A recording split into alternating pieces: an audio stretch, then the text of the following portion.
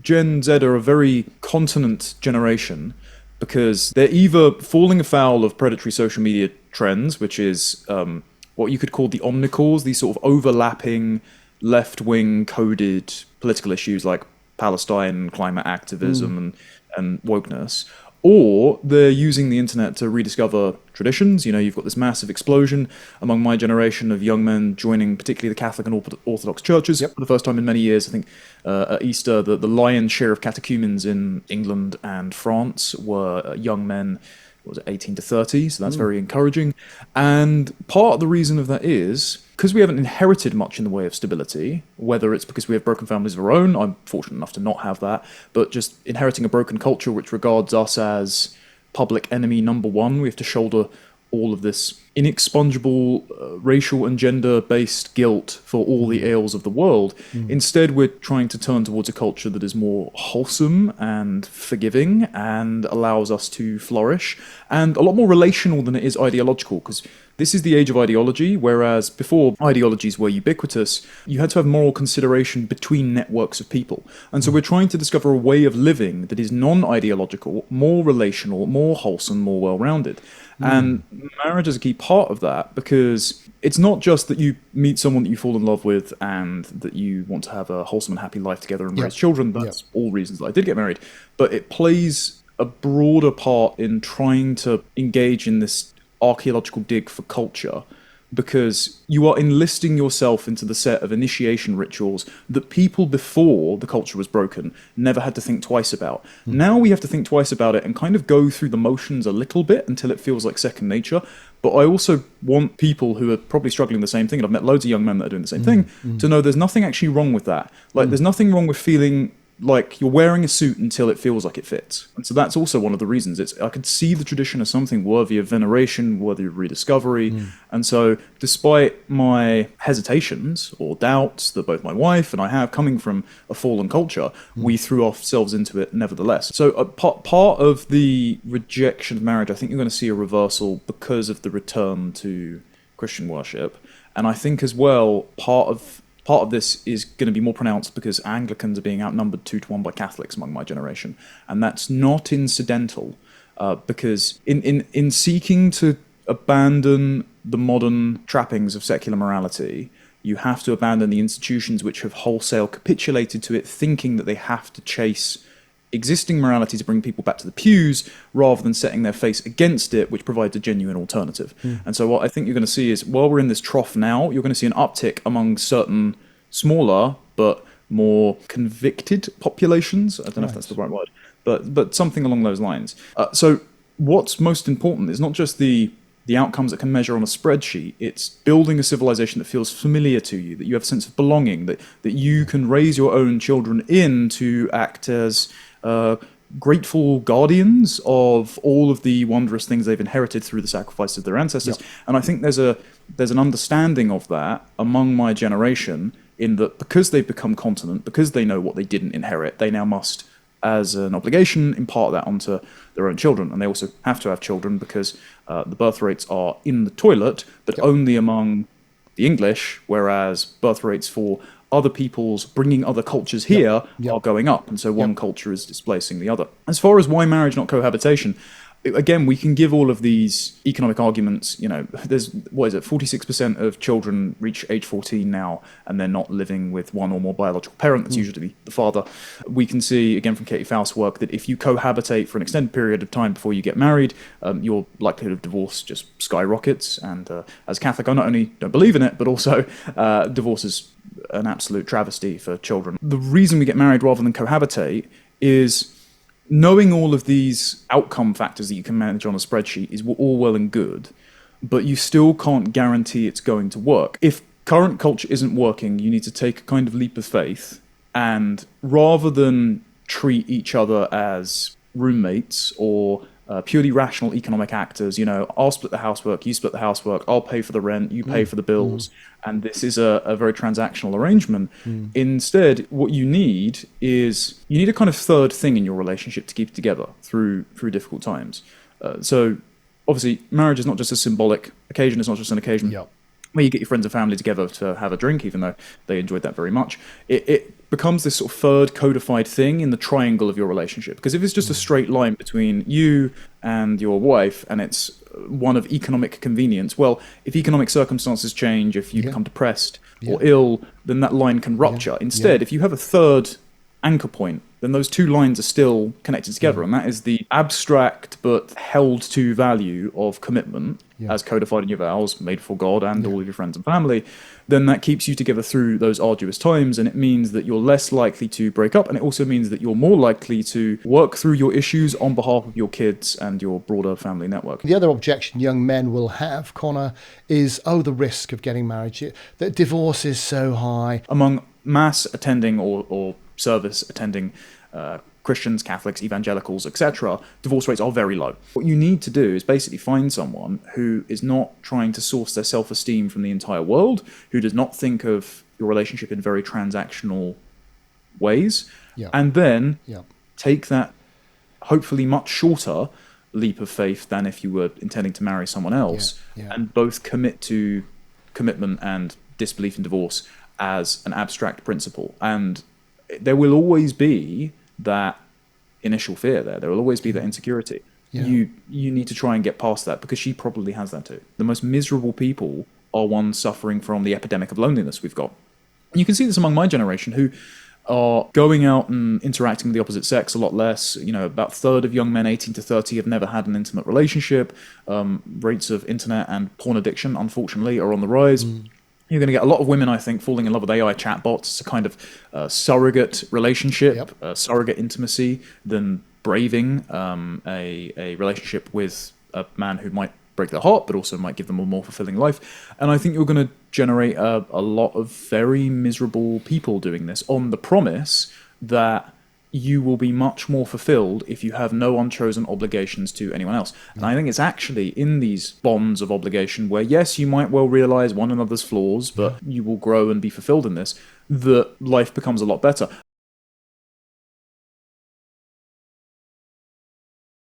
Dr. Timothy Edwards, then. So you are the academic dean and the principal of Selden College, a brand new university in the UK.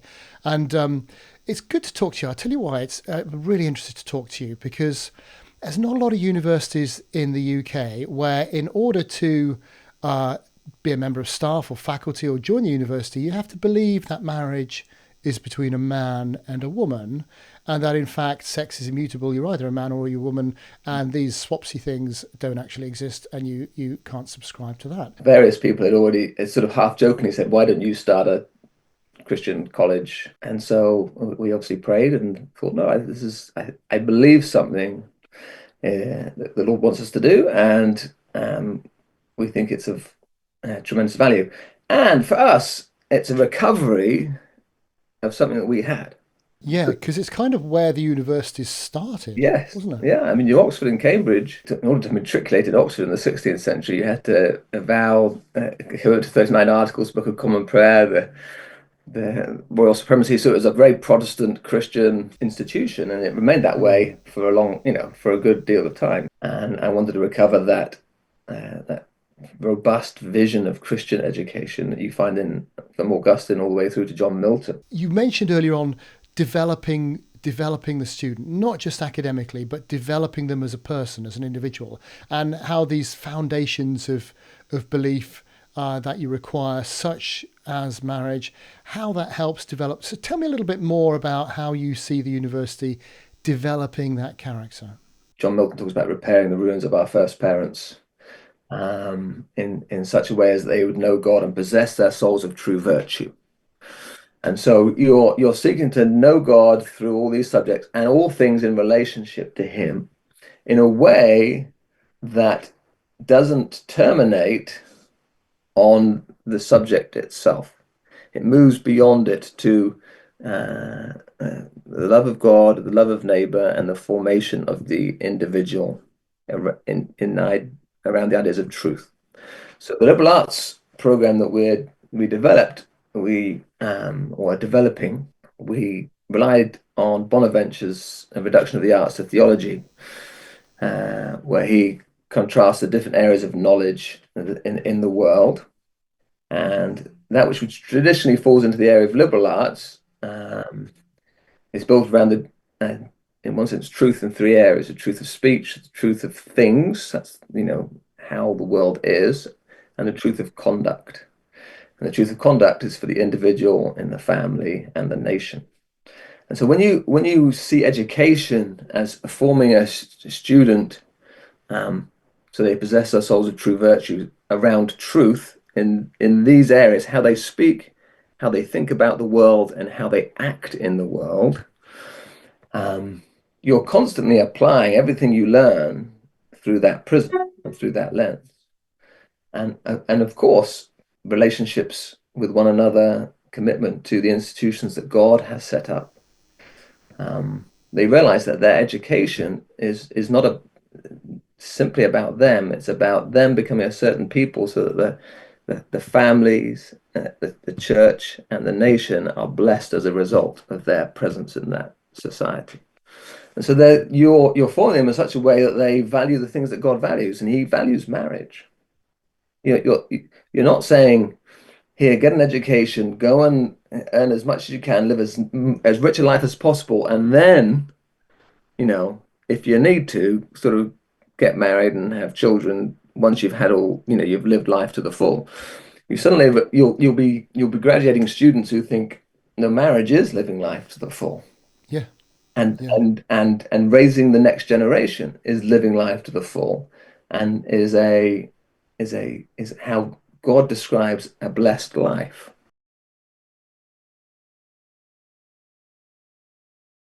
Ignacio Arzuaga, it's such a joy to talk to you. I'll tell you why it's a joy. Anybody who hasn't heard of you, I think they might have done actually without realizing it, because you are one of the founders of something called Citizen Go. And as far as I can tell, you've got about 19 million contacts, and you reach out to 50 countries in about 12 languages, and you promote things like real marriage and the benefits of real marriage, and you get people to galvanize around laws that attack those sorts of things and change all sorts of attempting to change all sorts of things. And it's a mighty tool which stops the rate of decay in society. The thing started to grow. People loved to sign a petition, in the early 2000s. That was not that internet had just started. So we started writing petitions, in favor of the family. I remember the first petition was to ask the then Spanish Prime Minister José María Aznar from the center-right party, Popular Party, to approve a law to protect and promote families. That was exactly the first one. But we grew very significantly. I remember in 2005, again, the brand, the organization at that time was called, and is still called for Spain, Hazte Oír, which is something like make you heard or speak out, and in Spanish. And in 2005, the then socialist government announced that they wanted to approve a law to recognize homosexual marriage, so-called. And of course, we mobilized against that law. There were very big demonstrations, rallies in Madrid and all over Spain. Finally the law was approved, sadly. And then, another big moment was 2009 with our, abortion on demand law that was also approved by the socialist government. So, those topics were. And then in 2013, so that was, I started in 2001. After it, in 2013, it's when I realized that, this battle for life, family, freedom, it's a global battle. So we opened Citizen Go. Starting, I think, with 7 languages or so, 7 countries.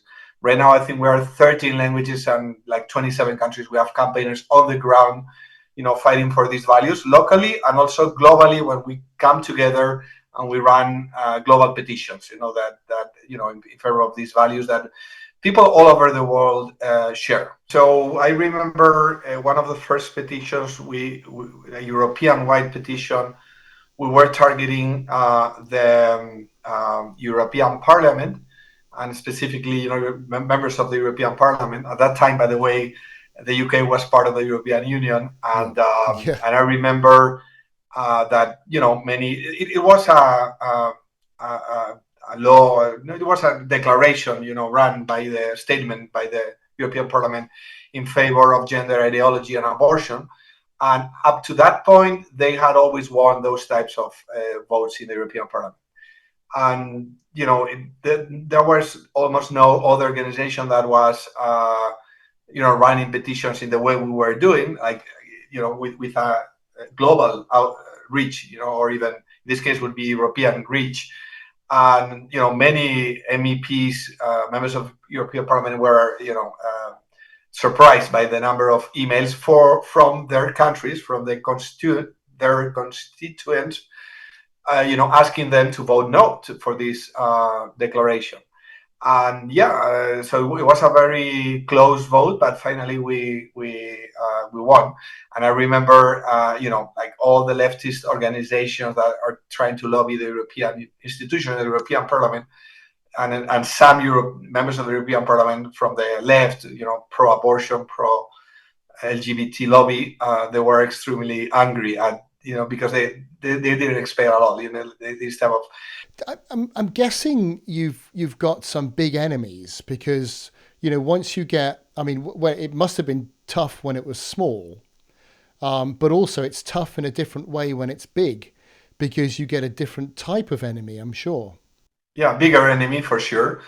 The good thing is that because we've been in the fight and, we have this model that we base in, we say in mobilization and confrontational politics. Because we realize that politicians will listen to you or to us in the legislative season when they realize that we will also make an impact and we influence the election whenever it happens. Yep. And that's something we've learned the hard way. And yes, and sometimes the politicians try to to threat. Well, first of all, maybe they try to buy us or ignore us, then buy us. If that doesn't work, they threaten us, or they talk to our board members, whatever is necessary to so that we comply with the interest of the political parties and the candidates. And of course, we are civil society, and we never trust politicians. We know that there are very few what we call champions. Politicians are really for defending values, but that's always a minority in every single country. Yeah, we're very conscious that we are a part of a movement, and that if it was only us, fighting this fight, we would lose. The other side is too big, for us to actually fight and win. So we always wanted to partner with other organizations. Maybe the other organizations are better than us, with traditional media or with social media, or maybe they are better, like, I don't know, in analyzing legislation or going to the courts or whatever. Sometimes we do also these types of actions, but we're really, really good at online petitions and online campaigns, and we always want to take those signatures to the decision maker, in person. We run joint petitions with other nonprofits, and then the people that sign the petition accept to receive emails from the partner organization. We just give all these email addresses so that organization can grow their own audience and hopefully mobilize more people, for good causes. But the most important thing is, being able to mobilize a lot of people and to put pressure from the outset, and then the politicians start to fear you.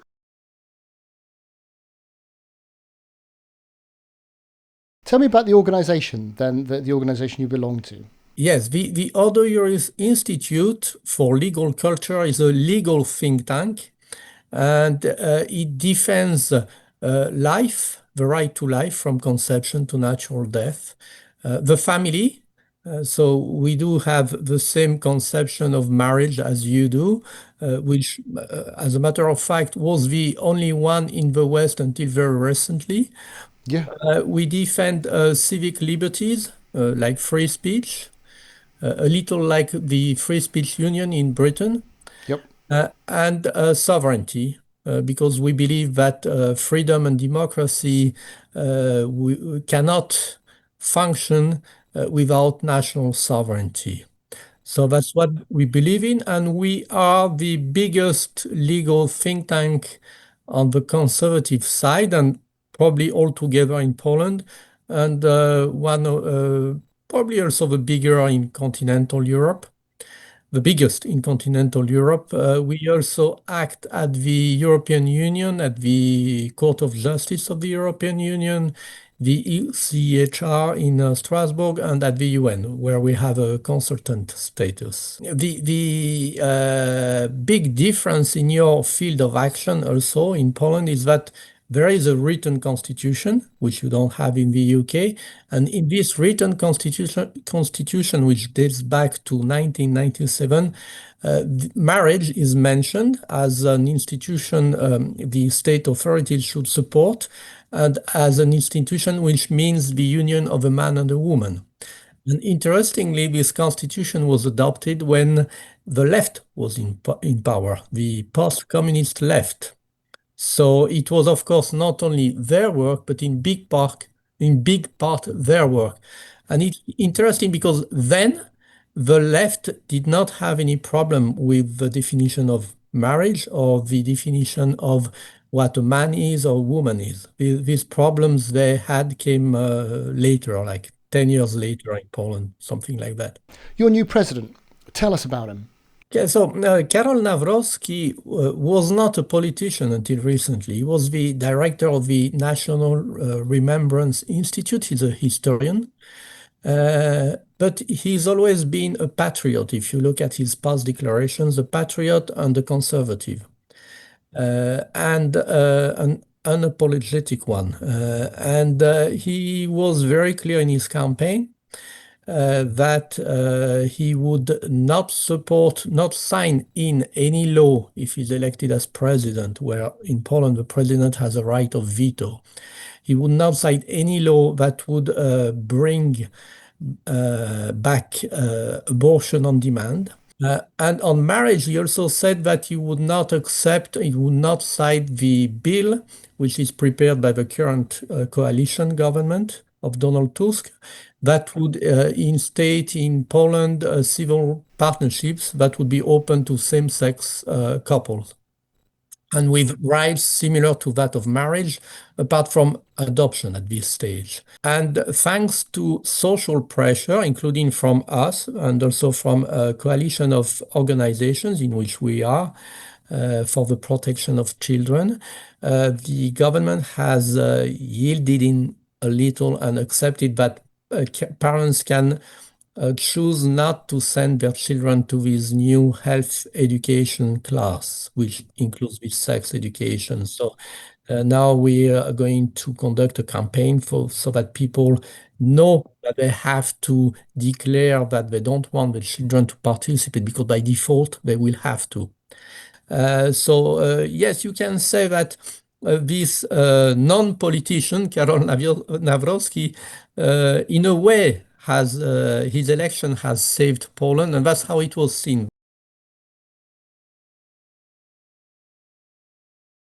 The first subject I wanted to deal with, and to get your reaction on, Jamie, is the news that at the time of recording last week, the UK government announced that it's going to give for free the morning after pill to children, girls as young as 13 and anybody over who wants it.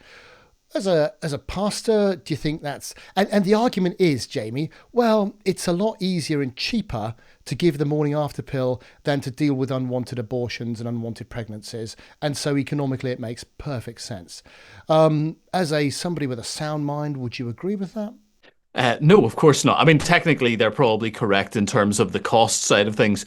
The fact is that if it were cheaper to eradicate tens of thousands or millions of people in the UK, that still wouldn't be worth doing so. So, you know, there's a cost analysis that they're putting in there, but what they're failing to put in there is a number of things. I think actually the first one that comes to mind, which might be a slightly surprising choice, but I think it ties into the overall theme of the discussion that we're having, is that the government very much has put itself in the place of the family in the United Kingdom. So the government has taken up the role of what used to be the role of parents and of family networks to give moral guidance and guidance on issues like these to young children, and of course would have to bear the cost of that. Now, that's setting aside the morality of the morning after pill itself, just focusing in on that for a little second.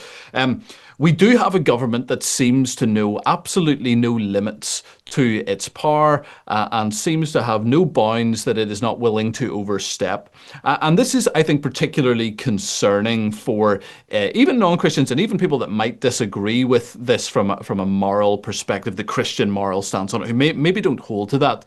We should be very concerned whenever the government says that the rights of parents or the perspectives of parents are not important, or they can be infringed, they can be overlooked, and the government is happy to step in and do the parent's role for them. So this will bleed into other areas such as that of, transgender affirmation, as we see in many states in the United States, for instance, where, Colorado recently passed a law that if parents don't affirm a transgender transition of their child, the state will come in and remove their children from them. So it's part of a government that really views itself as God. So I think it goes back even slightly further than the idea of removing sex from marriage. And actually, I think it goes even back to removing sex from reproduction, that sex has become a leisure activity and has become sort of something that anyone can do just for fun. The message that it sends to people and just our ideas around sex have become completely warped, where everybody knew that this thing produced babies and that was the primary purpose of it.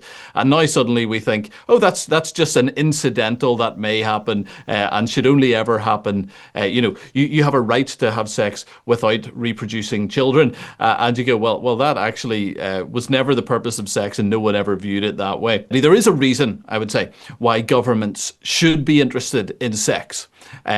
And should be interested in marriage. And that's because the future of society does depend on sex and marriage. If we want to be here in a generation's time, there will need to be a generation. I think actually the government can be very interested in the institution of marriage because we do need children, and there is just no doubt whatsoever that the best environment in which to raise children is in that environment of their natural birth parents. The government should be invested in people making a lifelong commitment to stay together and to raise whatever children they have together. And that makes total sense. So I think the divorce of sex from reproduction precedes all of this discussion, actually. But then, of course, we lose the connection between sex and marriage, because you have things such as no-fault divorce.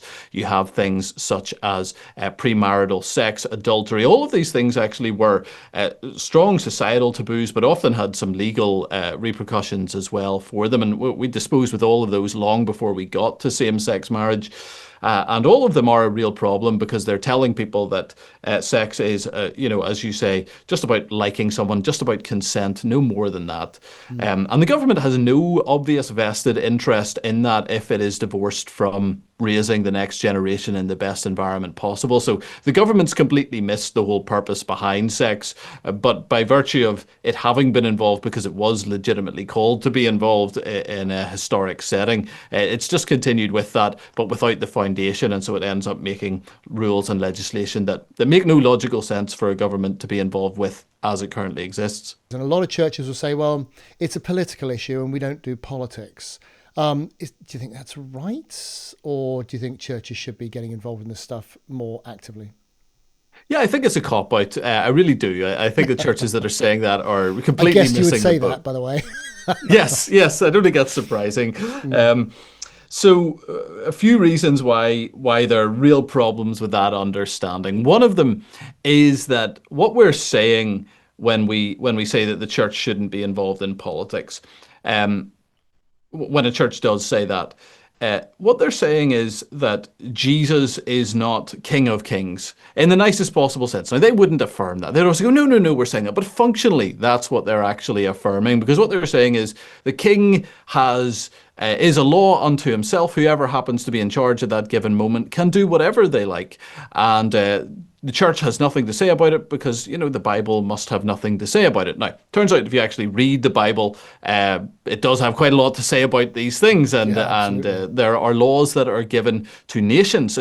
But I struggle, honestly, it blows my mind that Christians can read this whole section of the Bible called law and ignore the fact that these were laws. They go, oh, this is just moral guidance for the church. Like, no, it wasn't moral guidance for the church. It was moral guidance for nations. Now, yes, there's some work to unpack that in current, context and so on. But nonetheless, the Bible is very, very interested in that.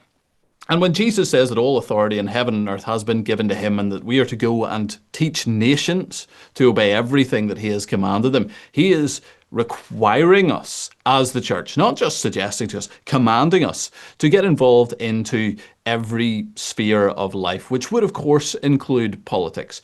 Most churches that say that also don't hold to it consistently, because if, someone comes along and they happen to be, let's say, on the political right, they will get very political very quickly about such a person and say that that person is a bad Christian or whatever. Of course, usually in a misguided fashion. Yes, there can be problems on the right, but, they're not certainly the main issues that we are facing in our day. So I don't really trust the consistency of churches that hold to that. And one final problem with it would be that as we've seen, I believe it was Carl Trueman, who's a well-known church historian, said that we are all Marxists now. I may be wrong in quoting him, but someone said that, and I think it was him. It's certainly not my quote. But they unpacked what they meant by that, which is that we live in a world that has been almost universally politicized. So we live in a world where the political now impacts everything. It didn't really used to be considered a political issue, something such as homosexuality. That used to be a moral issue. It used to be a religious issue. But it's become a political issue. And I think when the church says we don't deal with politics, it actually makes the job of the enemy, who I believe, by the way, is real. And, for a mixed audience here, I believe in the existence of Satan and all of those things that the Bible talks about, his demonic forces. All they have to do is convince people to claim something as a political issue to cause the church to then step out of that battlefield en masse because they've decided that they can't get involved with politics. So it's extremely misguided in terms of the mission of the church and in terms of ceding ground to the enemy that we definitely as Christians should not cede. How should Christians look on getting involved in politics, in your opinion? The idea of whatever Christian nationalism is, what that means, in your view. What should Christians' view on participation be? Anywhere where you are involved in policy making, you are being political. And Christians should want organizations, local councils. We can think about school boards. You can think about even voluntary organizations that have some formal, code of bylaws, let's say, for instance, local football clubs, things like that. That's being a political person, and churches should be in there, and Christians should be in there, advocating for righteous leadership in those areas. We should bring the law of God in there. Now, what does that look like when you're in a very small localized setting? You maybe don't have control over national laws in that level, but you can advocate for righteous action. You can advocate for freedom to preach the gospel in those things. Even I think that's really important. So there's lots of ways that Christians can get involved. Anything that's policy making is something that you can be involved with. And quite honestly, a lot of these organizations are looking for people to do those roles. And the fact that Christians have sort of not bothered to do so or have done so without trying to do so as Christians is a problem. So I think we should go in there with our Christian worldview and advocate for it as Christians. When it comes to the national level, which is what most people tend to think of in terms of politics, although politics is broader than that. But let's say governmental, that might be a better term. I once again think that involvement is not the only thing. Involvement is really important, but you need to actually get it right if you're going to be involved. It's important that you actually advocate for things that Jesus wants your nation to have. So it's not just enough to say, I'm going to get involved. You need to actually do the work when you are getting involved. And that would mean everything from voting, which I think most Christians should do. I don't think you're morally absolutely required to vote. You can maybe spoil a vote given options, etc. But nonetheless, you should vote, generally speaking.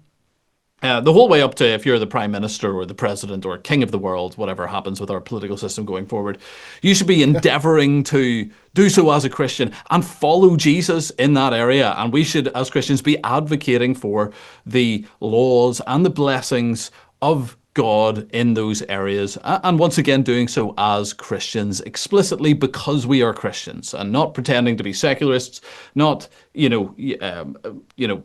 that we're doing this from another standpoint, but just say, look, we're Christians. Here's what we believe. We think these are good laws. We should therefore pass them. I think that's very straightforward. I don't think it's controversial. For some reason these days it is controversial, but it certainly shouldn't be.